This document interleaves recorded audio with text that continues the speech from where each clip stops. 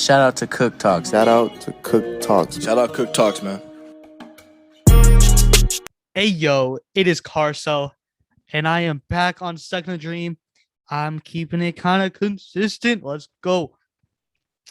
It is currently 9:36 p.m. on a Wednesday night. The first Kings game of the year was tonight.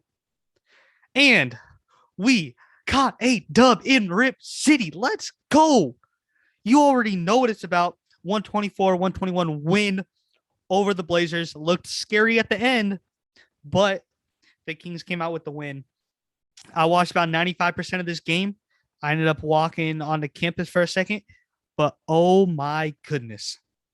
Maybe the entire time we shouldn't have been playing Marvin Bagley the past couple of years, because today they looked amazing. Had an 18-point lead at one point.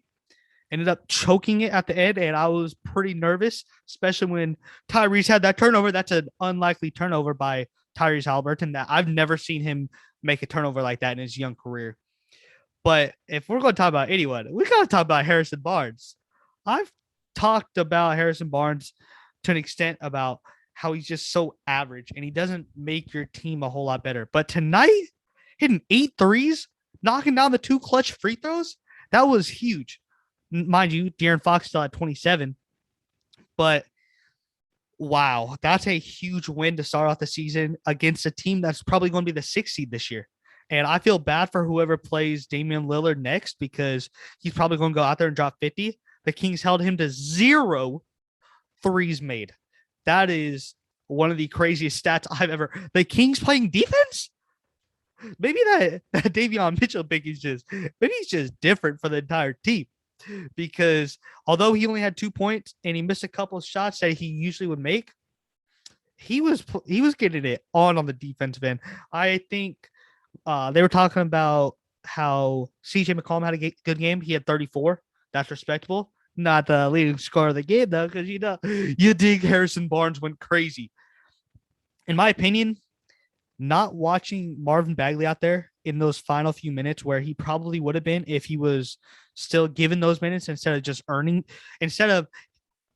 those minutes. In the past, he's just been given those minutes. And I can talk about that a little bit later, but Marvin Bagley not being out there in those crucial minutes probably is the reason why we won this game. He wouldn't have been able to guard freaking Yusuf Nurkic or Norman Powell on a switch or Damian Lillard on a switch. And it paid off for the Kings. Luke Walton made his decision. He must have trusted his decision, because there was times in this game where Tristan Thompson didn't look good at all. And that's a moment where usually Marvin Bagley would go in. Mind you, he wouldn't have done much better, but Tristan Thompson gave you a total of 19 minutes. That's all I want Tristan Thompson giving me, because past that, then it just becomes terrible and not good basketball. Alex Len didn't get any minutes tonight just because they're not playing a huge team. A team like the Nuggets is probably a team where Alex Len plays. A team like the 76ers is a game that Alex Len gets big minutes. But tonight, overall, I mean, De'Aaron Fox gave you 27. Rashawn gave you 21. Buddy gave you 17 on great efficiency. That's one of the most efficient games I've seen Buddy Hield play. I think he went 4 for 7 from 3. Not a whole lot of attempts, but off of the bench, if Buddy gives you 15 off the bench, oh my goodness.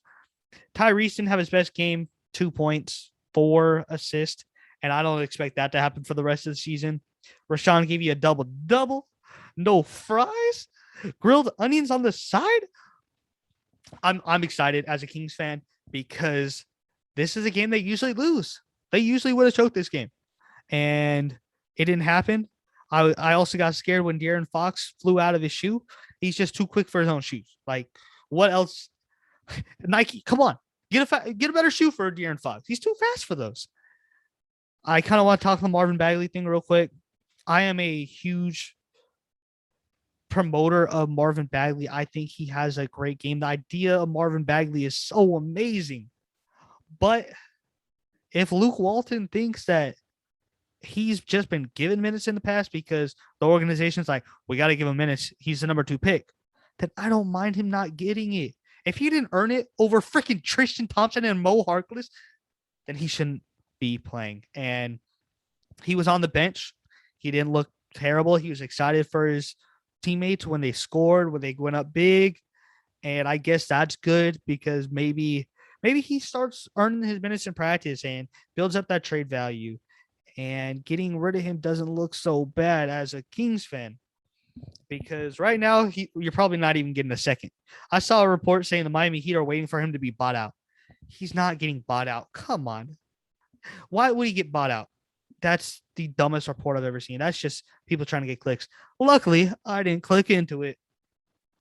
Davion Mitchell, man, his defensive impact is just outside of the numbers because he's getting the contest on every single shot. There wasn't a single shot where he didn't get a contest on. And that was on Damian Lillard, who had a terrible game.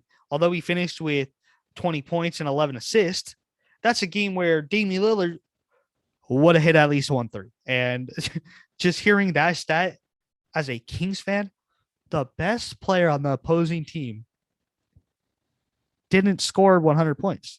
Now, if Davion Mitchell, De'Aaron Fox, Tyrese, Buddy all had the same effort against Ja Morant, let's say Brandon Ingram, let's say James Harden, Steph Curry, this Kings team is about to be fun because from top to bottom, they're kind of deep. I wouldn't say they're the deepest team. I'd say they're definitely deeper than the Blazers, but you got guys like Mo Harkless who are going to give it all on the defensive end. Harrison Barnes, not a slouch as a defender. Rashawn Holmes, probably the worst defender, I'd say, just because he's undersized for his position. De'Aaron Fox could play defense. Tyrese Halliburton has long arms. He can get into the spaces. So as a Kings fan, I don't even remember the last time we started off the season with a win. Oh, we won last year, but that was off a game winner. And this was an actual game where at all times it felt like the Kings were in control. So if you're a Kings fan, make sure to like, subscribe, follow the podcast because I'm going to be trying to do these as much as I can after a game, post game, pre game, whatever you guys want. Let me know what you guys want to see. Let's go, Kings fans.